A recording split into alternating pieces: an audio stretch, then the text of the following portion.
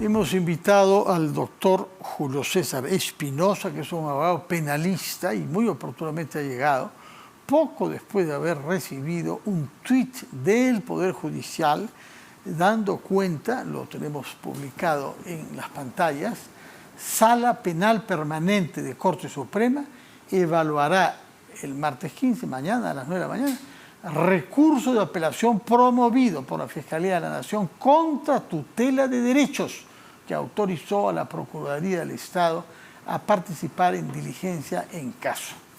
Doctor, muy buenas noches, gracias. Hay otro Twitter secundario: la jefa de Estado y el presidente del Consejo de Ministros son investigados por los presuntos delitos de genocidio y homicidio calificado por las muertes ocurridas en las protestas en diciembre del 22 y enero del 23 en distintos puntos del país.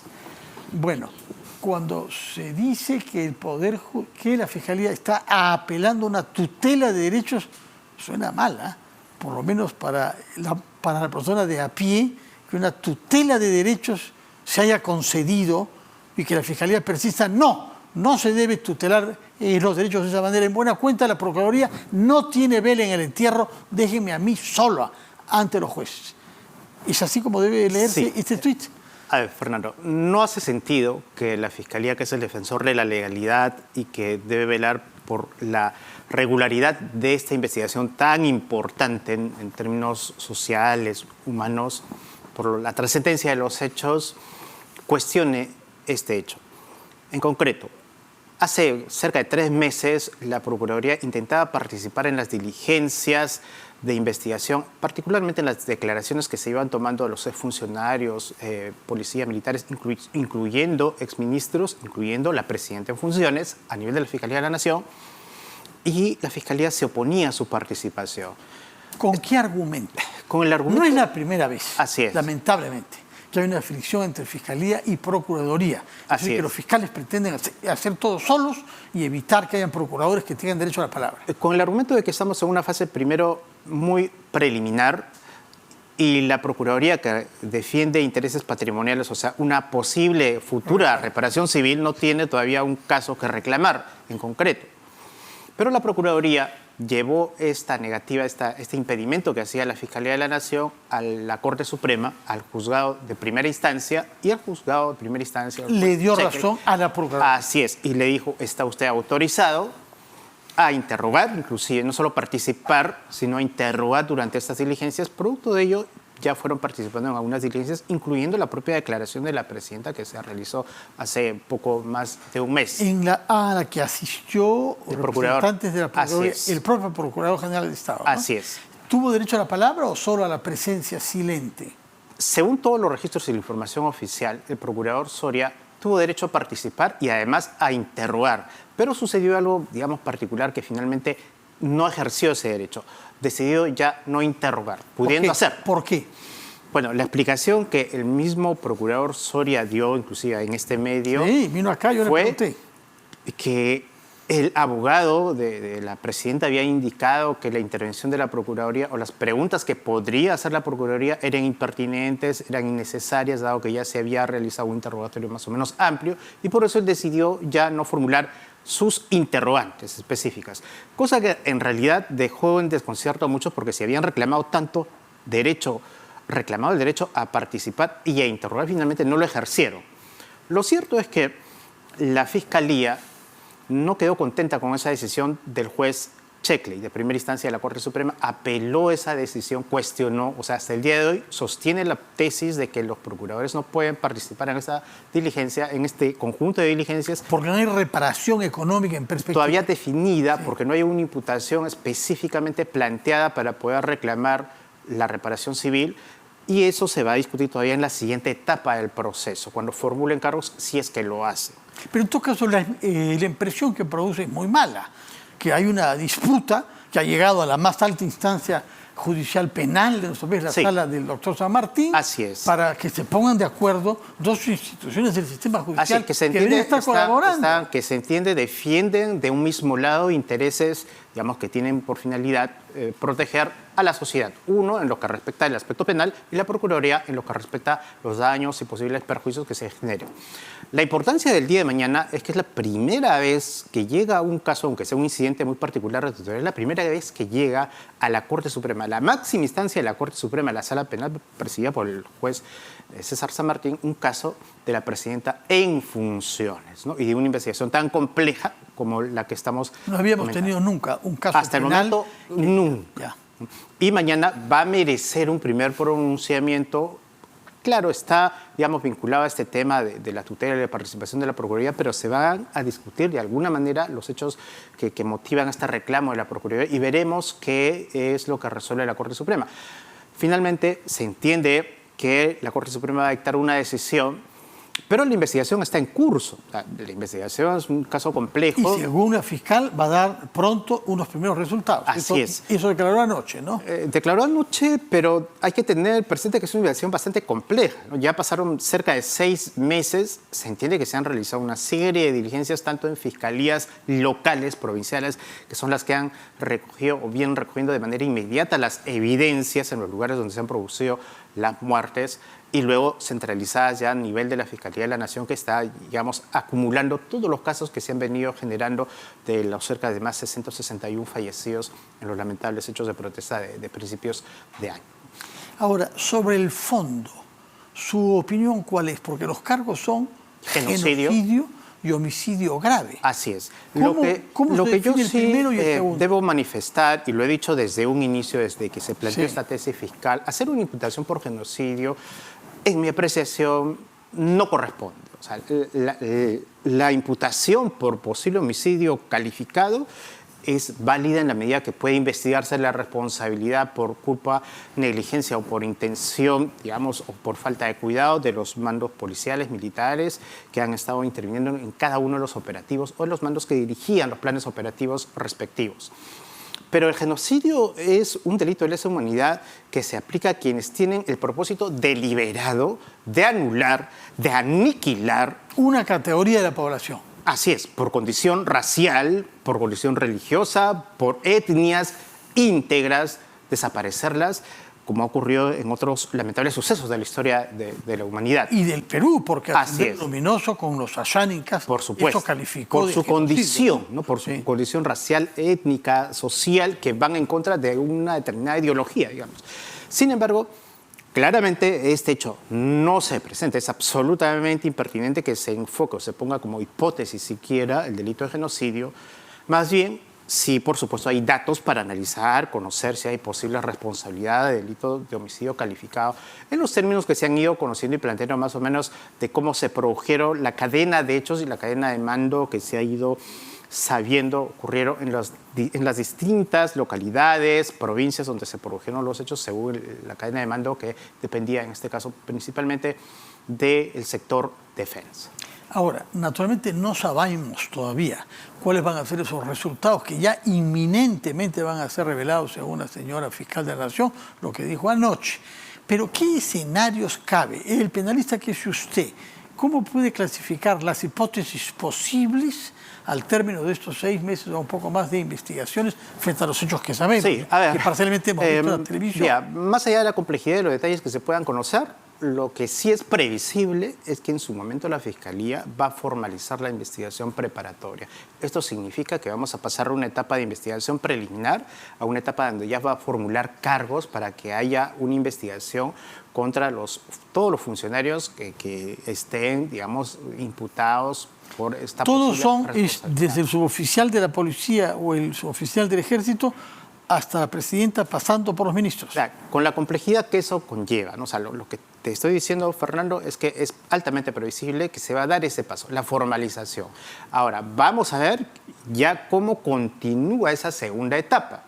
Lo otro es establecer qué delitos. Lo más probable, creo yo, que ya cuando tenga que tomar esa decisión la Fiscalía de la Nación va a depurar, yo creo, en un sentido de razonabilidad, va a eliminar lo que es el genocidio y va a concentrar el tema en el delito posible de homicidio calificado. Sin embargo, distinta será la responsabilidad del personal militar, policial, digamos, de mando inferior o operativo que estuvieron, como se dice, en el teatro de las operaciones, de los mandos medios, los que han dirigido los planes operativos, a diferencia de quienes tienen una responsabilidad ya de mando político, le hace ministros y con mayor razón la Presidenta de la República, porque respecto de ellos ya se activa lo que se denomina la prerrogativa procesal que les impide ser, procesados en funciones, salvo que exista, en este caso, respecto de ellos, una denuncia constitucional que la fiscal de la Nación los lleve a un antejuicio, ¿no? Así es,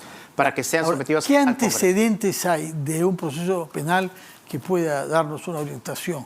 Algo similar, Bagua, por ejemplo.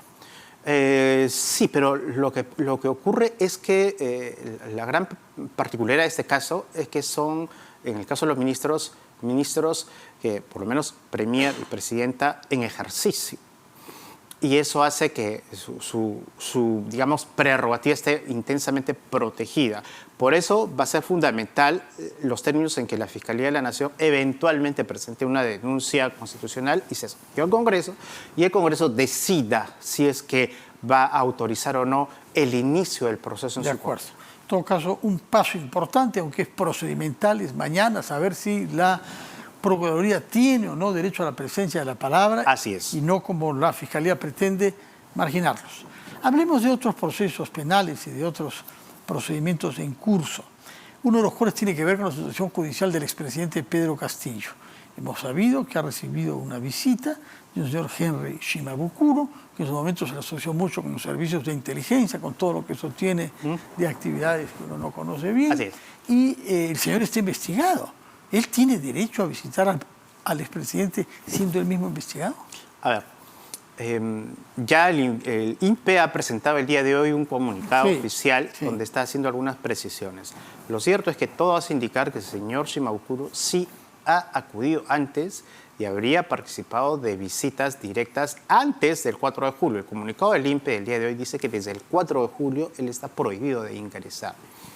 ¿Eso qué significa? En su condición de investigado, y al haberse sometido a reglas de conducta, él está prohibido de tener comunicación con otros coinvestigados de procesos en los que él está investigado o de casos conexos. Entonces, esa prohibición de comunicación evidentemente le impide participar o ingresar a visitar al expresidente en el modo como se ha ido conociendo en los últimos días, particularmente en el reportaje del día de ayer.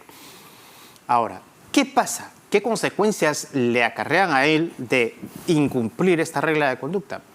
Básicamente dos. En lo estrictamente penal, si él desobedece una resolución judicial, está cometiendo delito de desobediencia de la autoridad, caso en el cual estaría, exponiéndose a la posibilidad de un nuevo proceso penal por esa razón. Y que se modifique su estatuto actual, porque no está preso, Así es. ¿no? Y en lo procesal significaría que está transgrediendo deliberadamente una regla de conducta. Y si él insiste en este comportamiento, el Ministerio Público puede solicitar que se le revoque la comparecencia, que es su actual, estado, su actual condición, comparecencia con restricciones, por incumplirla, y se le imponga en su lugar el mandato de prisión preventiva. Esa es la contingencia, y él, entiendo que percibe, es consciente de ello, ¿no? Por eso en los reportajes de ayer se le ve un poco como que queriendo y no queriendo ingresar, consciente de la restricción que tiene, pero ya el comunicado del día de hoy es clarísimo, así es que está registrado y el INPE es el es un hecho grave, ¿no? Es un hecho eso. grave porque se puede presumir que acá hay dos investigados que han participado eventualmente en acciones ilegales en común y que están concertando una defensa con prohibición expresa de la justicia. Es que ese es el sentido de la regla de conducta. El código, la legislación procesal, establece un conjunto de restricciones que tienen los procesados. Esa particularmente, la prohibición de comunicarse con otros testigos o coimputados, tiene por finalidad evitar que se vaya a entorpecer el desarrollo de la investigación. Si a pesar de ese mandato claro que ha pedido la Fiscalía establece el juzgado, estos señores, o particularmente el señor Shimabukuro, la incumple, la transgrede, pues estaría evidentemente generando una situación perniciosa para el desarrollo del proceso y para él. Pero ojo, también esa regla de conducta la tiene el expresidente Castillo.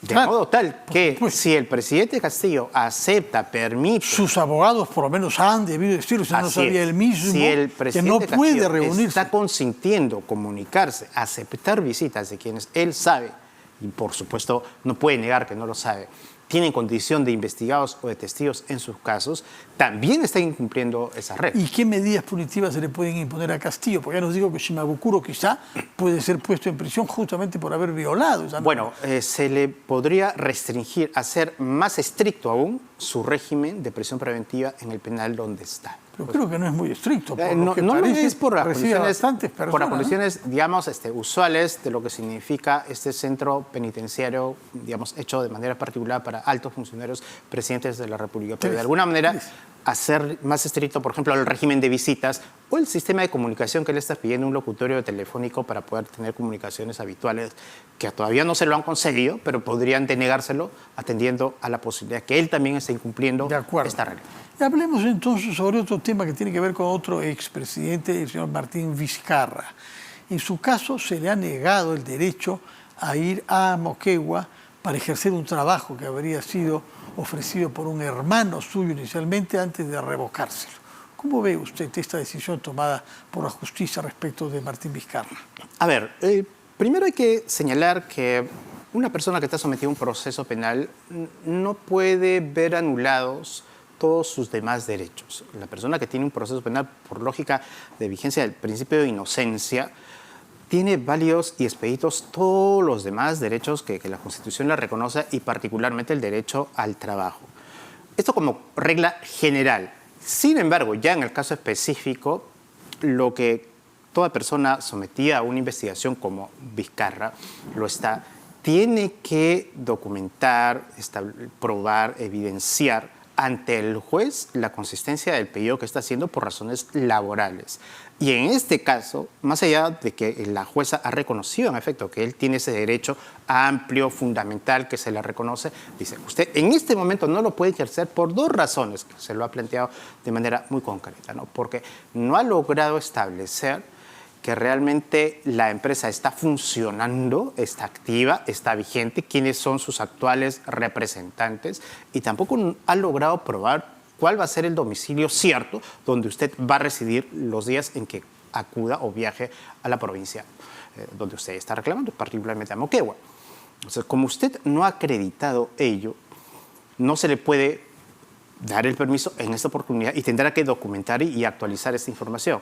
Ha ocurrido un tema, digamos, que sí se genera cierta especulación, cierto grado de especulación o, digamos, de intriga, saber cómo se maneja esto de una empresa del hermano que a principios de año lo despide laboralmente. Y Permítanos ¿sí? dar a difusión esta carta, si la podemos poner en la pantalla, la carta, sí. La empresa agrotécnica Estuquiña se ve económicamente afectada ya que se ha frustrado los fines por los que celebró dicha relación laboral, incumpliendo las fechas planteadas inicialmente, generando un perjuicio económico a la empresa, no solo de las relaciones laborales que mantenemos hasta el momento, sino que impide que avancemos con nuestro país. En buena cuenta, la empresa está descontenta con las dificultades de presencia de Martín Vizcarra y su hermano lo despide. Sí. Es una carta, entendemos, de enero de este año. Sí. A primera impresión, digamos que pareciera, que es lo que la Fiscalía ha dicho en la audiencia, ¿no? Pareciera que es medio extraño que la empresa, que además es de su hermano y que se entiende que ha hecho esto para de alguna manera darle cierta cobertura en términos laborales, lo despida para que luego el expresidente alegue que se está perjudicando su derecho al trabajo. Pero luego la Fiscalía y el juzgado han tratado de verificar si realmente ha sido repuesto. Y se entiende, según la información que ha sido presentada por el propio expresidente Vizcarra, él habría sido repuesto a través de un procedimiento de conciliación laboral. Sin embargo, lo que la jueza dice, más allá de una audiencia de conciliación que ha existido en julio de este año, no hay evidencia de que realmente él haya sido efectivamente repuesto o que esté ya realizando sus labores, aunque sea de manera remota o virtual, que también forma parte del contrato laboral. En consecuencia, procede que la justicia diga, no, esto me suena un poquito oscuro, no doy permiso. Hasta que él pueda presentar información verídica, cierta, actual. Eso es lo que en buena cuenta le ha dicho a la jueza y me parece razonable. Sin embargo, esto va a ser revisado en segunda instancia, en apelación, y probablemente allí tendrá que Vizcarra documentar la realidad de esta relación laboral y la sala evaluar si los argumentos de la jueza son o no válidos cuando eso suceda. En todo caso, por el momento es un revés judicial para el presidente que aspiraba a ir a su localidad de origen para trabajar en la empresa propiedad de su hermano. Doctor Julio César Espinosa, muchas gracias por su presencia y sus explicaciones. Que tenga usted buenas noches. Vamos a hacer una pausa